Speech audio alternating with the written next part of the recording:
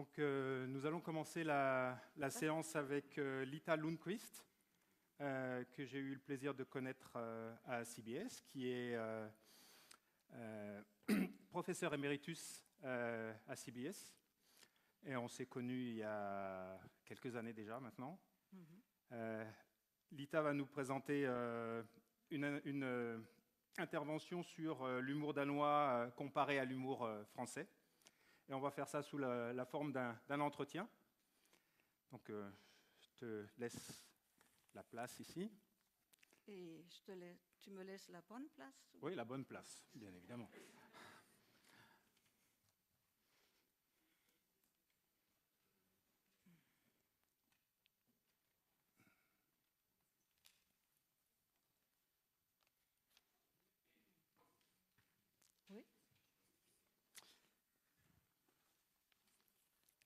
Alors, c'est toi ou moi qui commence? Alors, je commence. Oui. Donc, Lita, avant d'aborder quelques-uns de tes résultats de recherche, est-ce que tu peux nous expliquer un petit peu ce qui t'a amené à travailler sur l'humour?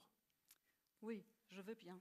Mais d'abord, je voudrais remercier Eric et Heidi et Nicole de m'avoir invité à cette journée et à parler de ce sujet, l'humour danois, confronté à l'humour danois, à français, qui est vraiment un sujet qui me passionne depuis très longtemps. Et en plus, c'est un sujet très amusant, évidemment. Mais pour revenir à ta question, comment je suis venue à m'intéresser à ce sujet, il y a trois raisons. Il y a trois raisons complémentaires dont les deux premières sont professionnelles et la dernière est personnelle. Et pour les deux raisons professionnelles, premièrement, pendant plusieurs décennies, puisque je suis professeur émérite, j'ai fait des études comparant la langue danoise à la langue française. Et j'ai pu constater, avec des collègues linguistes, qu'il y a des différences fondamentales entre les deux langues, au niveau du mot, au niveau de la phrase et au niveau des textes, c'est-à-dire au niveau phonétique, lexical, syntaxique et textuel. Et de ces différences linguistiques entre le danois et le français, c'est-à-dire du comment parler et comment communiquer, j'ai pu tirer des conclusions quant à la manière de penser des uns des autres. Et je suis arrivée à qualifier la manière de penser des Danois comme étant pragmatique et inductive, c'est-à-dire tournée vers l'action, l'efficacité et partant de cas concrets. Tandis que la manière de penser des Français en général est cartésienne et déductive, c'est-à-dire fondée sur l'analyse et le raisonnement à partir de principes abstraits. Donc il y a vraiment des manières très différentes. Deuxièmement, la deuxième raison professionnelle, c'est que j'ai pu élargir la perspective linguistique par une perspective sociologique. Du fait qu'il y a une dizaine d'années, j'ai changé de département, d'un département de langue à la Copenhagen Business School, à un département de sociologie et politique, the Department of Business and Politics. Et de là sont nées une comparaison un peu plus approfondie de la société danoise à la société française. Une comparaison donc du comment vivre ensemble et du comment travailler ensemble dans les deux pays, et j'ai pu qu'il y a effectivement des différences culturelles très très marquées. Troisièmement, et ça c'est la raison personnelle et peut-être la raison la plus importante, c'est que j'ai eu des expériences tout à fait comme Hannelette et avec tout Danois, je crois, qui a fréquenté les Français. J'ai eu des expériences personnelles avec l'emploi de l'humour au Danemark et en France. Et comme toute personne, je crois, qui a eu à fréquenter et à vivre dans des milieux professionnels des uns et des autres, J'ai vécu des situations de malentendus inconfortables, voire des situations délicates et parfois même pénibles. Et c'est ce phénomène de clash culturel qui m'a mise sur la piste d'étudier l'humour et son emploi en France et au Danemark, par le double biais de la linguistique et de la sociologie. Et je vais d'abord donner une précision, c'est l'humour des Danois et des Français dans des contextes professionnels, oui, dans des situations de travail. Et c'est l'humour spontané qui arrive spontanément comme ça en cours de la conversation, des entretiens. Oui, voilà comment j'en suis venue. Merci. Est-ce que tu peux nous dire un petit peu plus sur tes méthodes de travail? Comment tu as abordé ce sujet? Oui, donc mon point de départ, c'était, il y avait 3 questions que j'ai voulu éclairer. Et la première, c'était, est-ce qu'il y a vraiment des différences? Est-ce que c'est seulement une expérience personnelle? Mais est-ce qu'il y a vraiment des différences dans la conception et l'emploi de l'humour chez les Danois et les Français? La deuxième question, c'était quelles sont ces différences? Et troisièmement, c'était comment s'expliquent ces différences? Comment peut-on les expliquer? D'où viennent-elles? Et pour ce faire, j'ai interviewé des Français et des Danois pour connaître leur attitude vis-à-vis de l'humour dans des situations de travail les uns avec les autres. Et j'ai choisi 2 contextes différents, 2 contextes professionnels différents, le contexte du monde des affaires, le business, et le contexte politique, politics. Et le contexte politique, c'était le Parlement européen, dont je vais vous parler dans un instant. Et dans le premier contexte, qui était aussi la première étude que j'ai faite, j'ai interviewé 5 Danois travaillant en France et 5 Français travaillant au Danemark. Les Danois travaillaient à l'ambassade et dans de grands magasins, et les Français travaillaient comme employés et cadres moyens dans des entreprises danoises ou comme chercheurs à l'université de Copenhague. C'était ma méthode, donc ma méthode était empirique, basée sur des interviews avec les uns et les autres. C'est ça. Et quelles sont alors les grandes différences dans le monde du travail entre les Français et les Danois autour oui. Des questions d'humour? Donc d'abord, ma première hypothèse qu'il y a des différences a été fortement confirmée. Et de ces interviews, j'ai pu constater, conclure qu'il y a des différences culturelles très marquées dans la manière dont les Danois et les Français utilisent l'humour au travail. Et ces différences, on peut les grouper en 2 groupes, en 2 points, sous 2 points. D'abord, la séparation ou non de la sphère privée et de la sphère du travail. Et deuxièmement, les formes d'humour préférées dans la sphère du travail. Pour le premier point, la séparation du monde du travail et le monde privé, j'ai pu constater très clairement que les Danois utilisent l'humour au travail comme ils l'utilisent dans le privé. Ils ne font pas de différence entre leur emploi de l'humour dans la vie privée et la vie du travail. Ils importent, les Danois importent pour ainsi dire, leur humour de la sphère du privé dans leur lieu de travail, ce qui est très différent pour les Français. Ils emploient les mêmes formes d'humour dans les 2 sphères.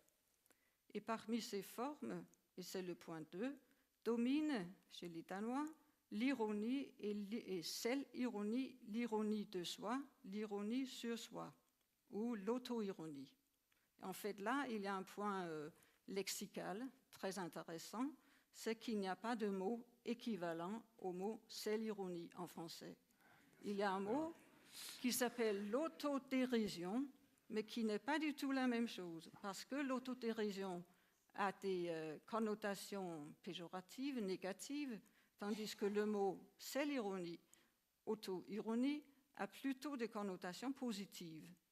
Et je crois que le mot self-ironie en danois, c'est ce qu'on appelle un concept culturel, vraiment. Mais ça, c'est une autre question. Les Français, par contre, concernant ces deux points-là, sont beaucoup plus réticents à utiliser l'humour dans leur lieu de travail. Et surtout, ils n'aiment pas utiliser l'ironie et surtout pas l'auto-ironie. Parce que ça ne ferait pas sérieux et ça mettrait votre position professionnelle en péril. Et d'ailleurs, il y a 2 ou 3 jours, j'ai lu dans Le Monde un article sur Hollande, le président sortant Hollande, qui a utilisé, selon le journaliste, trop d'autodérision. Et c'était lié, dans l'article, de l'autodérision à l'autodestruction. Donc, vous voyez que c'est très différent. Et maintenant, je viens à mes interviews pour vous donner des exemples. Et il y a une de mes interviewées françaises, une jeune femme, Caroline, 28 ans. Elle travaillait comme cadre moyen dans une firme danoise à Copenhague. Elle dit, et je cite, « L'humour danois est parfois difficile à comprendre pour les Français et dans l'autre sens aussi, je crois. Je pense que les Danois sont très, très ironiques dans le sens où ils peuvent dire des choses négatives ou méchantes pour faire rire, et il n'y a rien de profond derrière. Mais pour les Français, en tout cas dans les milieux de travail, ce sont des genres de réflexion qu'on ne se permettrait jamais. Je me souviens vraiment qu'au départ, je me disais, tiens, en France, jamais. J'étais juste un peu surprise que ce type d'humour s'utilise aussi dans la vie professionnelle et pas seulement dans la vie privée. Moi, je me disais, je ne me permettrai jamais de faire ça, de dire ça. Mais surtout, par exemple, mes collègues danois qui feraient des blagues avec les chefs, ça, en France, ça n'arriverait jamais, je ne pense pas en tout cas. » Fin de citation.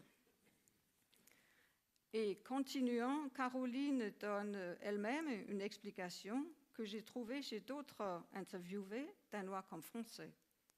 Elle dit, je cite, « En France, il y a vraiment la hiérarchie qui est vraiment beaucoup plus instituée. Le chef, c'est le chef, et on fait attention à ce qu'on dit. Autrement, ça pourrait facilement se retourner contre vous. » Fin de citation. Cette explication est en fait appuyée par des explications sociologiques qui décrivent le milieu du travail en France comme étant régi par une hiérarchie héritée de la société de cour.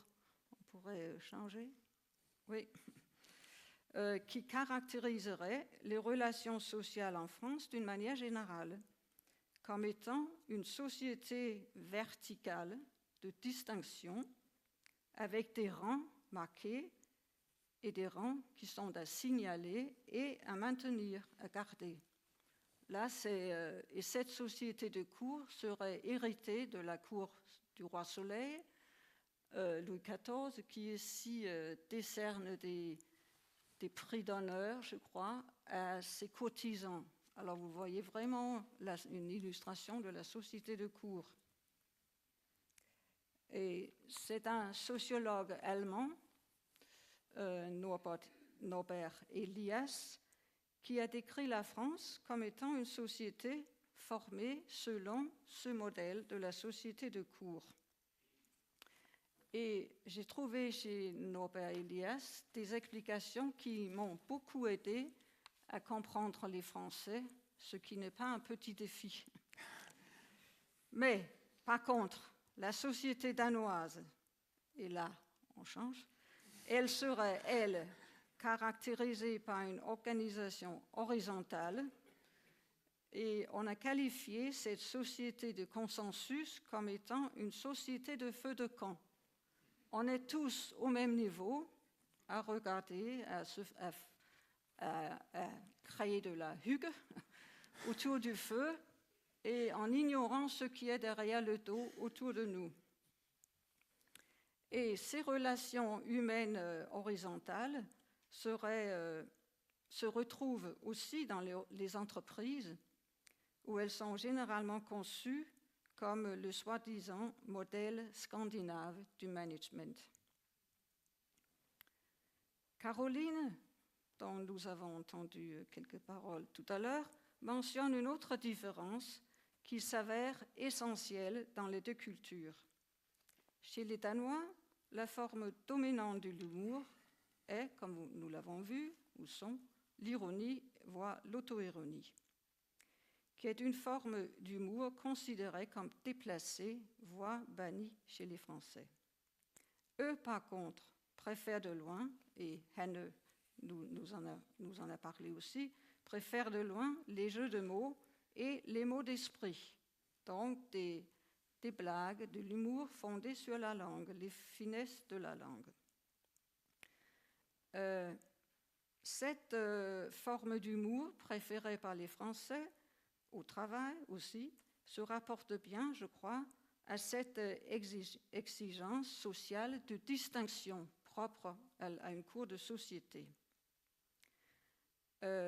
qui passe, entre autres, par la maîtrise de la conversation élégante.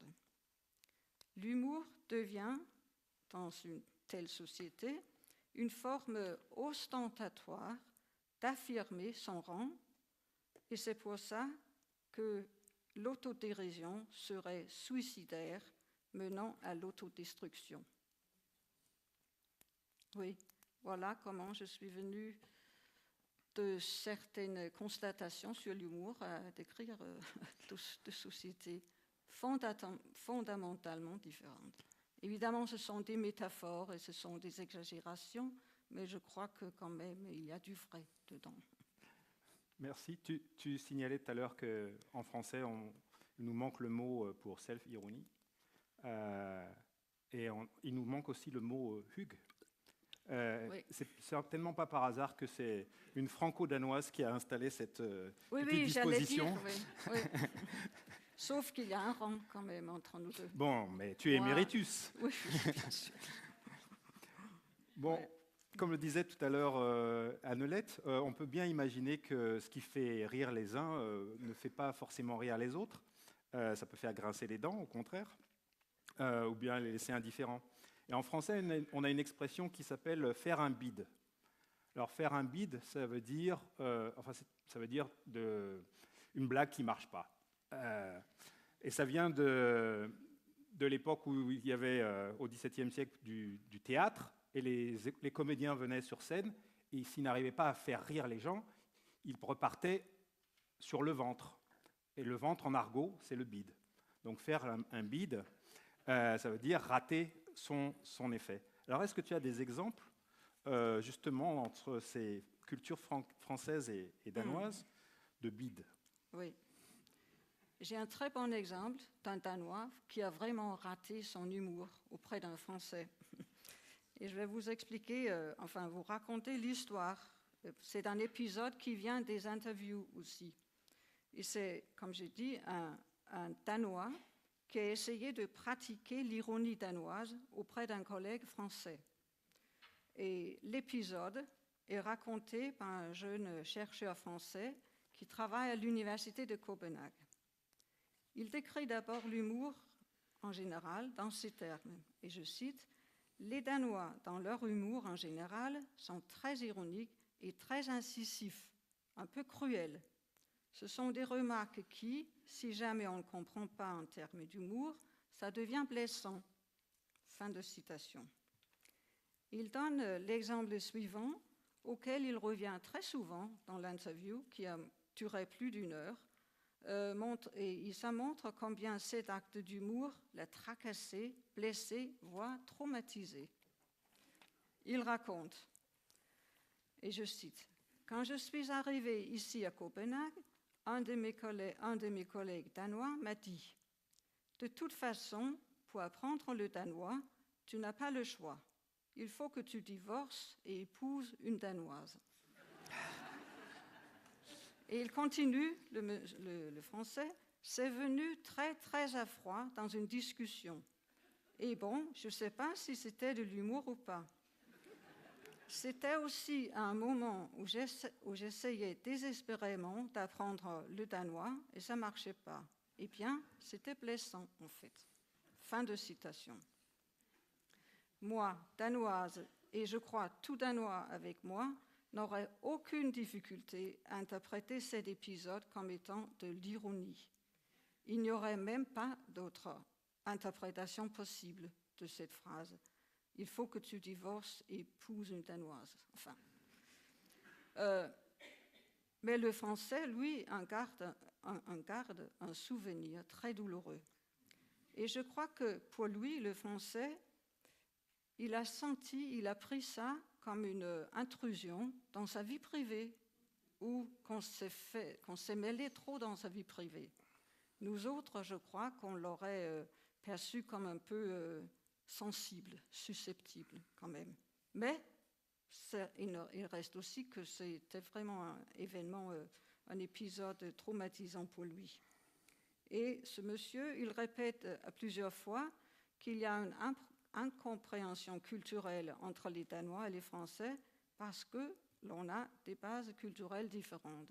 Et si vous comparez les deux photos, là, illustrations, on voit qu'il y a vraiment des bases culturelles très différentes.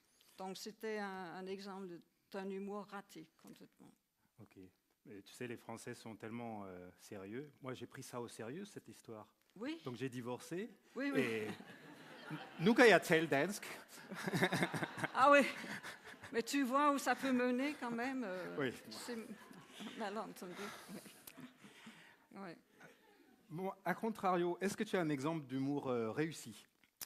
Oui, heureusement quand même. Et tu pourras nous expliquer pourquoi ça a marché? Oui, et c'est un exemple que j'aime beaucoup parce qu'il montre, à mon avis, combien un acte d'humour réussi peut aider à créer des moments de rire, de détente et même à créer et renforcer des liens entre les gens. Et c'est ça vraiment l'effet désiré de l'humour, que ça crée des liens entre les gens.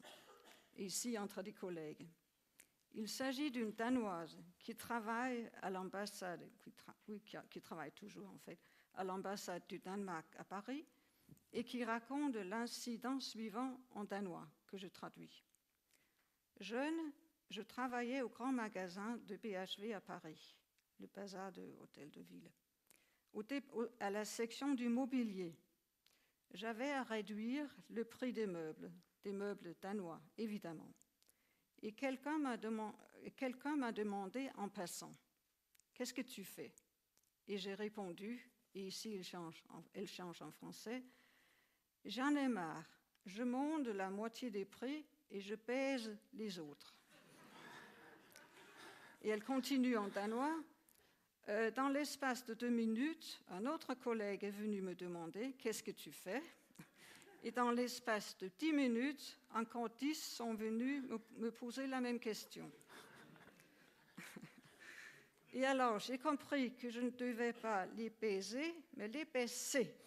Et après, ce n'était plus drôle. Ici, nous avons un très bel exemple d'un lapsus de langue. Une lapsus dans une langue étrangère, un lapsus où la danophone confond les deux verbes français, baiser et baisser, une simple différence phonétique d'un S sonore au lieu d'un S insonore. C'est une distinction phonétique qu'on n'a pas en danois. Donc elle a essayé peut-être d'être trop correcte. Et de là, elle en est venue à faire un lapsus. Et je crois que Sigmund Freud se serait réjoui ici. Car c'est un très bel exemple du fonctionnement du mot d'esprit. Ici, involontaire, mais quand même, c'était un mot d'esprit, tel qu'il est décrit par Freud dans son livre « Le mot d'esprit et sa relation à l'inconscient » qui date de 1905. En mélangeant les deux verbes français, la vendeuse danoise combine dans un raccourci linguistique un seul phonème. Elle combine dans un seul mot 2 domaines ou 2 scripts différents, scripts culturels différents. Un script culturel économique, des prix que l'on peut baisser, et un script sexuel. Et en plus, ce script sexuel était, selon le dire des vendeuses, tout à fait applicable au chef du rayon des meubles qui avait la réputation de draguer ses collègues féminins. Donc, il y avait tout une espèce d'agrandissement de tout l'épisode. Et je trouve que c'est un très bel exemple de l'efficacité sociale d'un épisode humoristique par le fait qu'il a créé, et du même coup, des relations sociales serrées entre la vendeuse danoise et ses collègues français qui ne cessaient de tourner autour d'elle et de rire avec elle. Donc, ça a vraiment créé des liens sociaux très, très importants pour leur travail ensemble aussi. Merci. Aussi, quand on dit en français « se faire baiser », il y a une autre façon de le comprendre. Donc, en argot, ça veut dire « se faire avoir ». Donc, effectivement, peut-être, c'est une troisième forme d'interprétation de la blague. C'est qu'on va au solde pour avoir des prix moins chers, mais on se fait quand même baiser parce que... Oui. Voilà. Il y a plein de scripts cachés dans un seul son. Voilà. Alors, si on passait du côté politique maintenant, l'humour en politique, et à Bruxelles, qu'est-ce que ça donne? Oui. Donc là, pour le Parlement européen, nous avons, ma collègue Magali Gravier et moi-même, choisi le contexte politique du Parlement européen. Et nous avons interviewé deux parlementaires, deux membres danois du Parlement européen, avec 13 membres français du Parlement européen. Et les interviewés français et danois étaient tous d'accord que l'humour est essentiel dans les rapports humains en général et dans les relations politiques en particulier. Et je vous donne un exemple venant d'une parlementaire française. Et elle décrit le rôle de l'humour dans les assemblées et les autres meetings au Parlement européen. Je cite, « Il s'agit de donner le signal d'une confiance mutuelle. Il ne s'agit pas de rigoler toute la journée, mais d'être dans un rapport les uns avec les autres qui est suffisamment détendu. L'humour peut aider à décrisper les positions. Cela est extrêmement important dans la vie politique entre les hommes politiques quand ils exercent en commun des décisions européennes et avec les citoyens. » Fin de citation. Les parlementaires des deux bords, danois et français, sont aussi d'accord pour dire qu'il y a un thème absolument tabou au Parlement européen. Parce qu'il est totalement interdit de faire des blagues sur l'histoire de l'Europe et sur le rôle joué par différents pays dans cette histoire. Mais si Danois et Français, membres du Parlement européen, sont d'accord sur ce point, ils sont vivement en désaccord sur d'autres. D'abord, sur d'autres thèmes considérés tabous par les uns et les autres. Par exemple, l'humour français grivois, un peu osé, n'est pas pris comme drôle par les Danois, ou les Danoises surtout, qui le considèrent comme sexiste. D'autre part, l'ironie danoise est mal vue par les parlementaires français qui considèrent que les enjeux sont trop sérieux pour ne pas être pris au sérieux. Une autre parlementaire française a dit ceci, et je cite, « Les sujets qu'on traite, ce sont des sujets trop graves pour ne pas être empreints d'une certaine forme de sérieux, de respect pour le travail qu'on incarne. Donc il y a quand même une limite, je veux dire, on n'est pas dans une salle de classe, ni dans une partie de poker après le travail. Donc, la représentation démocratique, c'est quand même une affaire sérieuse. » Fin de citation. Ce qui m'a paru extrêmement intéressant dans notre étude, c'est que nous avons appris par les interviews que les formes nationales d'humour évoluent graduellement chez les parlementaires.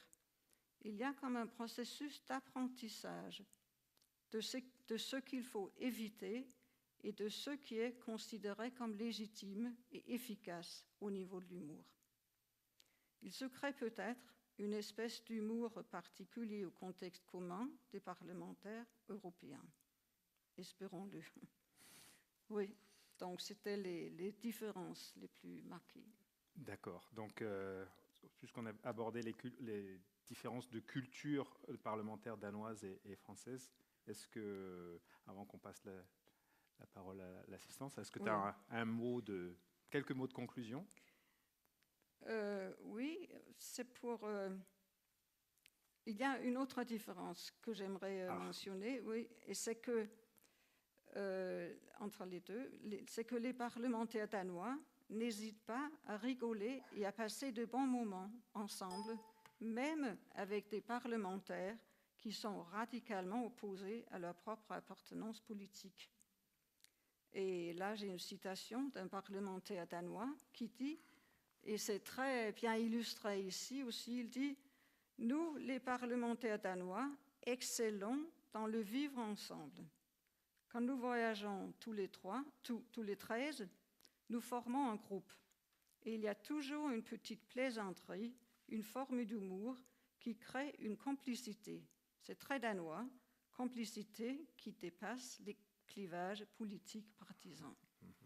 On est dans la pure complicité ici.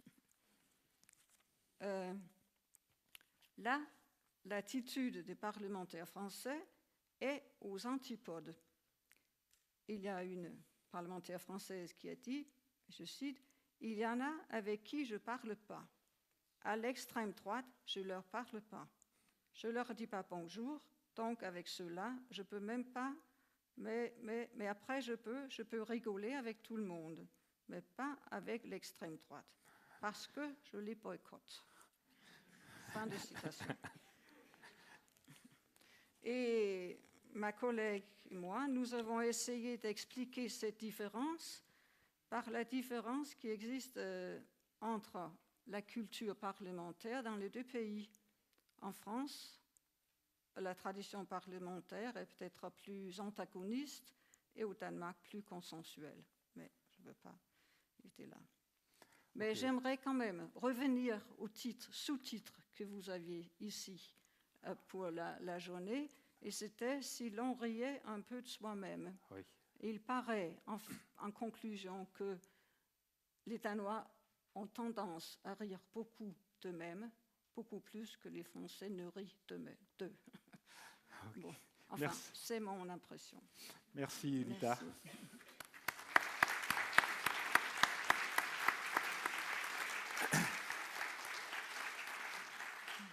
J'étais un peu trop pressé d'aller à la conclusion. C'était pour pouvoir jeter le microphone à l'assistance.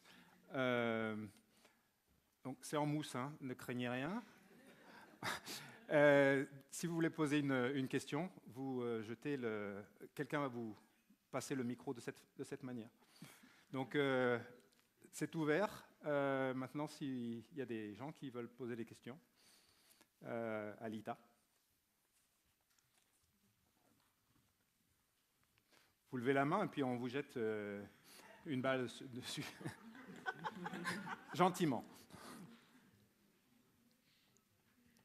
J'ai peut-être épuisé. Allez, c'est pas très loin. Ah ben voilà. Alors vous parlez dans la petite croix là. La petite croix, moi c'est super. Je suis Bénédicte Wexler, l'ambassadeur de Suisse à Copenhague. Venant d'un pays qui ne connaît pas de monarchie, j'étais frappé par cette différence entre la France que vous tirez et le Danemark.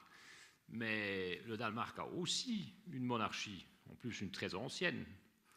Alors pourquoi cette différence de hiérarchie en France mais pas au Danemark, bien que les deux ont une monarchie? Oui. Merci. Je suis ni historienne ni vraiment sociologue, mais je crois qu'on a eu beaucoup de rois, plus ou moins fous, mais on n'a pas vraiment eu un roi soleil, je crois. Et je crois que c'est la cour autour du roi soleil qui fait la différence.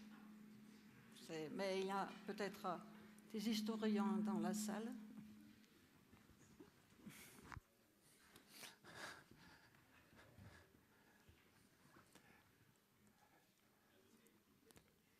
Par là-bas?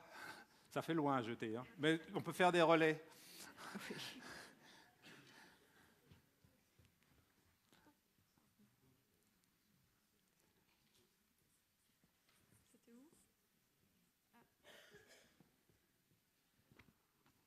Oui, bonjour. Donc, peut-être un peu théorique, mais la différence entre la déduction et l'induction.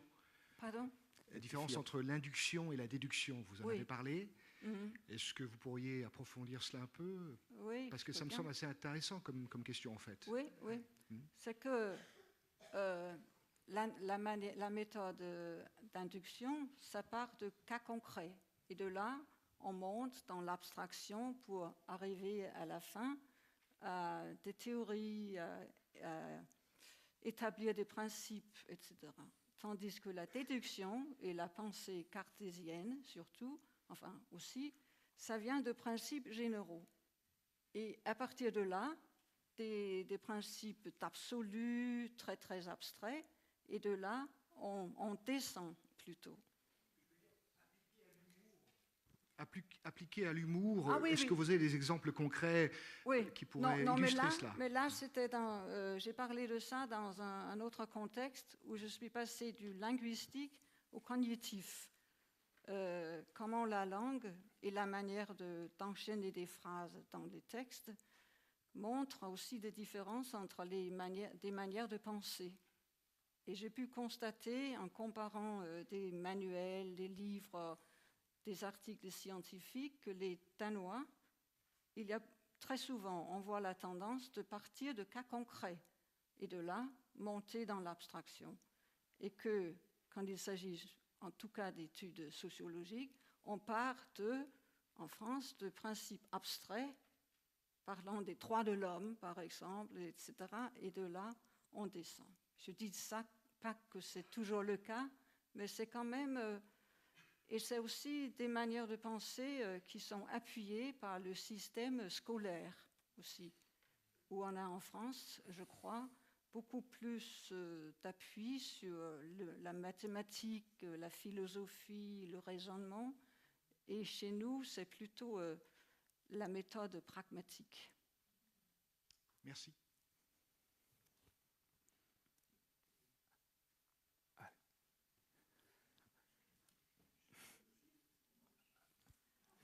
Waouh!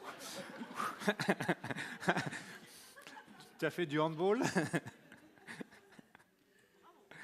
C'est là. Impressionnant. Vous voulez? Ah oui. Allez-y, après il y aura Ok. quelqu'un d'autre derrière. Merci beaucoup pour la présentation. Moi, je suis canadienne, je suis l'ambassadeur du Canada ici au Danemark. J'ai voulu savoir, et je sais que ça ne faisait pas partie de votre étude en détail, mais j'ai voulu savoir, juste entendre vos réflexions en ce qui concerne le contraste ou comparaison de l'humour au niveau plus familier. Vous avez fait le milieu de travail.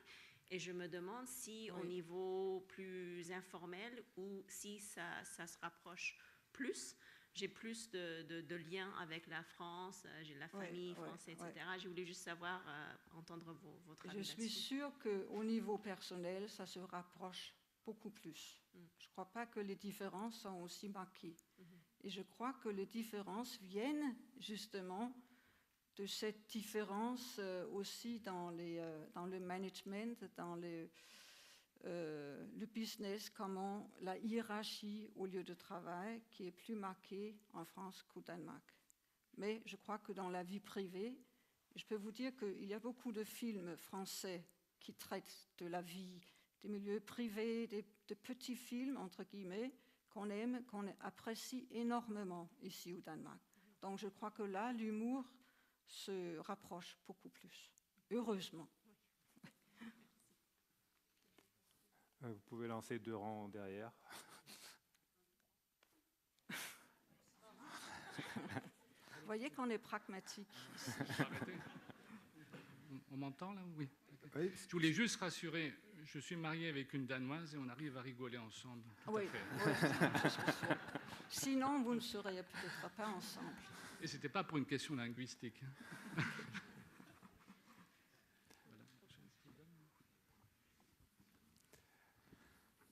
Voilà, il y a encore de la place pour nous 2 questions.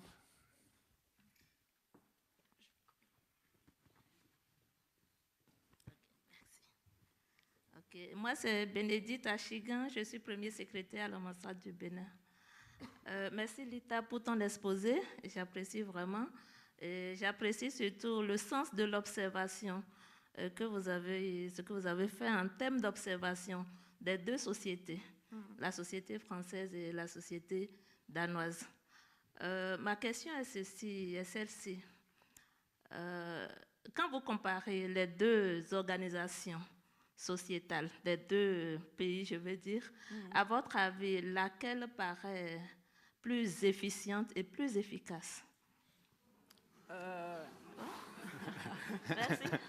Ah, vous voulez dire, j'ai pas bien en comparant les deux types d'humour? Oui, quand vous comparez, vous avez parlé de la société française qui est dominée par la hiérarchie, oui. Alors qu'au niveau de la société danoise, c'est plutôt une organisation horizontale où il n'y a pas forcément ce système d'hiérarchisation. Et je demande maintenant, lorsque vous prenez les deux sociétés telles qu'elles se comportent, laquelle vous paraît plus efficace, plus efficiente? Voilà, merci. Est-ce que c'est une question qui cache une envie d'avoir été colonisé plutôt par le Danemark que par la France? Non, absolument pas. Absolument pas. C'est juste une curiosité. Merci. Je crois qu'on pourrait, toutes les deux sociétés, si on sortait un peu de soi-même, de son propre modèle, les Danois aussi auraient intérêt à sortir de leur feu de camp, tout aussi que les autres auraient... Enfin, non, je ne veux pas m'y risquer dans... Mais c'est intéressant. Mais c'est ça justement les différences culturelles qu'il faut comprendre et surmonter. Encore une question là-bas au fond.